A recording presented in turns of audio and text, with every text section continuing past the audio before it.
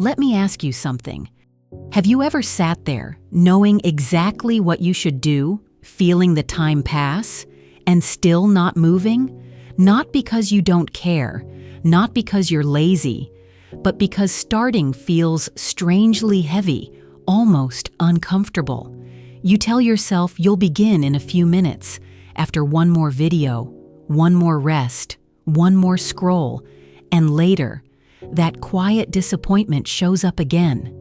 If this sounds familiar, you are not broken. This is not laziness. It is your brain trying to escape discomfort. In this episode, you will learn why your brain avoids difficult tasks, even when they matter deeply to you. By listening until the end, you will not only improve your English listening skills, but you will also learn a life lesson about self-trust, discipline, and calm progress. You'll discover how tiny actions break resistance and how consistency builds confidence without pressure. And if this lesson gave you something useful, you already know what to do. With love, let's dive in. Why does your brain avoid starting difficult tasks? The reason you delay important work is not weakness. Your brain is designed to protect you from discomfort.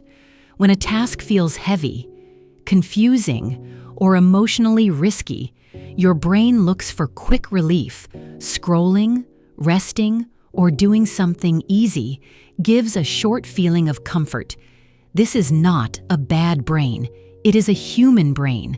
But the problem is what happens later. When you avoid the task again and again, your confidence slowly disappears.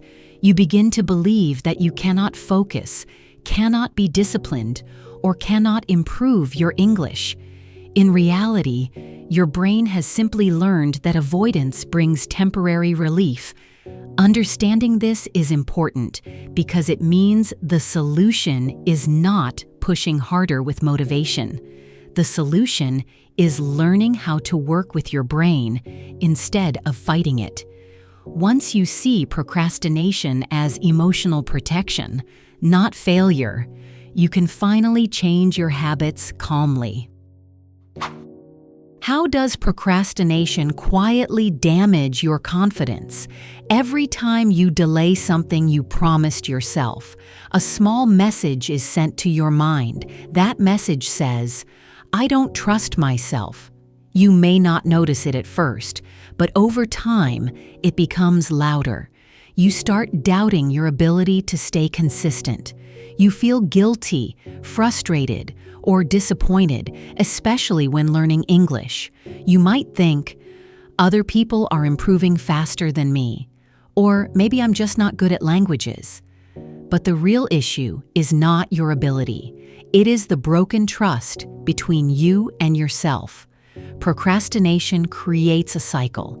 You delay, you feel bad, and because you feel bad, starting again feels even harder. This cycle keeps many learners stuck for years. The good news is that confidence is not built by big success. It is rebuilt through small promises, kept daily. And that is where change begins. Why does motivation fail when you need it most? Many people wait to feel motivated before they act. But motivation is emotional, and emotions change quickly. Some days you feel inspired, and some days you feel tired or overwhelmed. If your progress depends on motivation, your learning will always be unstable. Discipline works differently. Discipline is not about force or punishment. It is about doing small actions, even when you do not feel ready. This is especially important for language learning. You do not need to feel excited to listen, read, or practice speaking for a few minutes. You only need a simple system that makes starting easy. When you rely on discipline instead of motivation, you remove pressure. You stop asking, "Do I feel like it today?" and start asking, What is the smallest step I can take? This shift alone can completely change your consistency and long-term progress. How do micro steps reduce fear and resistance? Big goals often create big fear. Saying, "I will become fluent," sounds inspiring, but your brain hears pressure. Micro steps do the opposite. They make the task feel safe and manageable. A micro step could be listening for 1 minute, reading one short paragraph, or opening your notes without studying yet. These actions feel too small to fear, and that is exactly why they work. Once you start, resistance often disappears. Your brain relaxes because the danger feels low. Over time, these small actions build momentum. You begin to trust that you can start. Even on difficult days, micro steps teach your brain a new lesson. Action is not dangerous. This approach is powerful for English learners because consistency matters more than intensity. One calm minute every day is stronger than one stressful hour once a week. What is the 1-minute rule, and why is it so effective? The 1-minute rule is simple. You tell yourself, you will do a task for just 1 minute, not more. 1 minute feels harmless. Your brain does not panic. It does not need to escape. Most of the time, once the minute starts, you continue naturally. But even if you stop after 1 minute, you still win. You showed up. You kept a promise to yourself. That is how self-trust grows. The 1-minute rule removes the emotional weight from learning English. You are no longer asking yourself to be perfect or focused for a long time. You are simply practicing starting.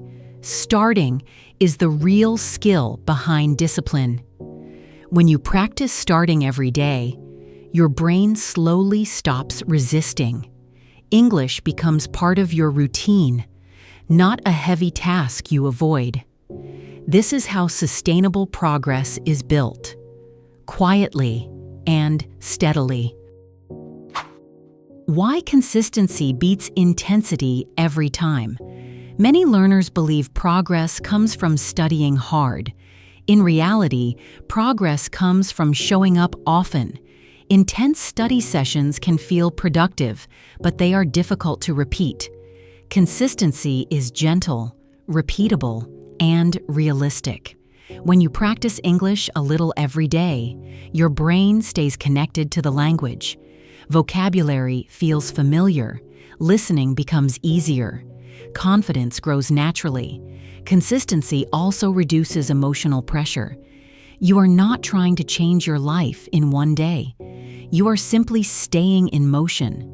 This is how discipline becomes calm, instead of stressful. Over time, your identity changes. You stop seeing yourself as someone who tries to study English and start seeing yourself as someone who practices daily. That identity shift is powerful. It creates long-term fluency without burnout, guilt, or fear. How do mistakes slow you down emotionally? Many people avoid learning because they fear mistakes. Mistakes feel uncomfortable, especially when speaking a new language. But avoiding mistakes also avoids growth. When you see mistakes as failure, your brain learns that action is dangerous. This increases procrastination. The solution is reframing. A mistake is not proof that you are bad at English. It is feedback. It shows you what to improve next. Every fluent speaker made thousands of mistakes. They progressed because they acted anyway. When you change how you see mistakes, your emotional response changes. Fear becomes curiosity. Tension becomes learning. This shift makes starting easier. You no longer need to feel confident before you act. Confidence comes after action. not before. This mindset is essential for both language learning and personal growth. How does identity shape your daily behavior? Your actions follow the story you tell yourself. If you believe you are someone who procrastinates, your behavior will match that belief. Identity-driven change works differently. Instead of focusing on results, you focus on who you are becoming. For example, instead of saying, "I want to be fluent," you say, "I am someone who practices English every day." This identity guides your choices naturally. You do not need to argue with yourself. You simply act in alignment with who you believe you are. Small actions reinforce this identity. Each time you show up, even briefly, you strengthen it. Over time, procrastination loses its power because it no longer matches your self-image. This approach is calm, realistic, and very effective for long-term mastery. Why discipline feels lighter when it is emotional, not strict? Discipline often sounds cold or harsh, but real discipline is supportive. It respects your emotional limits while still guiding you forward. Emotional discipline means understanding when you feel overwhelmed and adjusting your approach, not quitting. It means choosing smaller steps instead of stopping completely. This kind of discipline feels lighter because it removes shame. You are not forcing yourself. You are caring for yourself while staying consistent. This is important for English learners, especially adults, who often carry pressure and self-criticism. When discipline feels kind, it becomes sustainable. You are more willing to return every day. Over time, this gentle discipline creates stronger habits than aggressive motivation ever could. Progress becomes part of your life, not a battle against yourself. How does reclaiming time rebuild self-trust? Procrastination steals time, but more importantly, it steals trust. When you begin acting consistently, even in small ways, you reclaim both. Each short practice session tells your brain, "I do what I say." This builds inner stability. You feel more in control of your days. Time stops feeling like an enemy. Instead of rushing or avoiding, you move calmly forward. Reclaiming time is not about doing more. It is about doing what matters, with intention.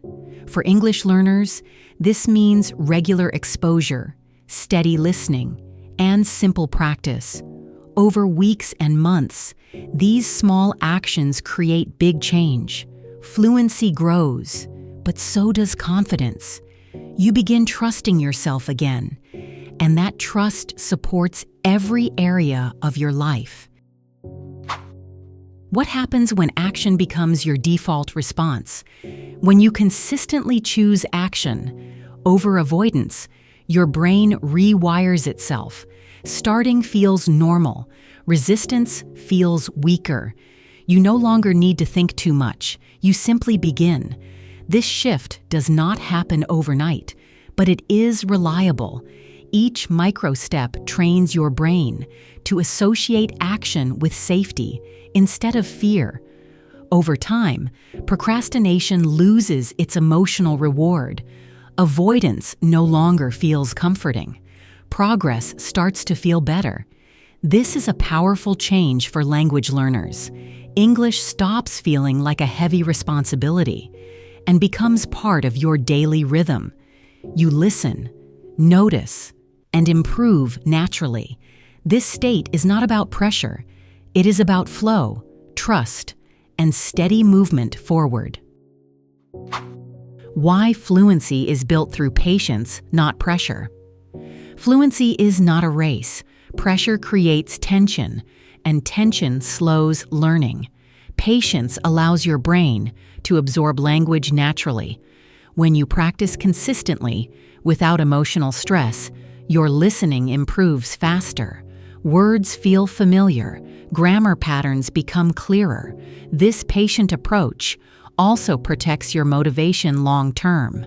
You are less likely to quit because the process feels manageable. Many learners stop because they expect fast results. When results come slowly, they feel discouraged.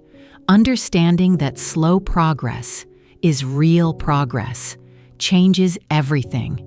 You stop judging yourself. You stay present. Over time, patience turns into confidence. Fluency grows quietly, supported by discipline and emotional balance, not force. How does mastery grow from daily trust in yourself? Mastery is not talent, it is accumulated trust. Each day you show up, you add a small layer to your foundation. You do not need perfect focus or long sessions. You need honesty with yourself and consistency. When you trust yourself to return daily, learning becomes stable. You are no longer starting over, you are continuing. This mindset reduces fear and builds resilience. Even on difficult days, you know you can do something small. That knowledge is powerful. It removes drama from progress. English learning becomes part of who you are, not something you struggle with. This is how mastery is built, calmly and sustainably. What changes when you choose action over avoidance today? The moment you stop seeing procrastination as laziness, you gain control. You understand your emotions, your brain, and your habits better. This episode showed you that progress comes from micro steps, consistency, and discipline, not motivation. When you act gently, but regularly, you rebuild self-trust. You reclaim time. You move closer to fluency and personal growth at the same time. English becomes a tool, not a burden. If you take one small action today, even 1 minute, you start a new cycle. A cycle of action, confidence, and calm progress. That single choice, repeated daily, can change not only your English, but how you show up in life. And if you enjoyed this episode, don't forget to like and subscribe so you never miss the next lesson. Your support means so much. It keeps this space alive and growing. With love. Thank you for being here, and I can't wait to continue this journey with you.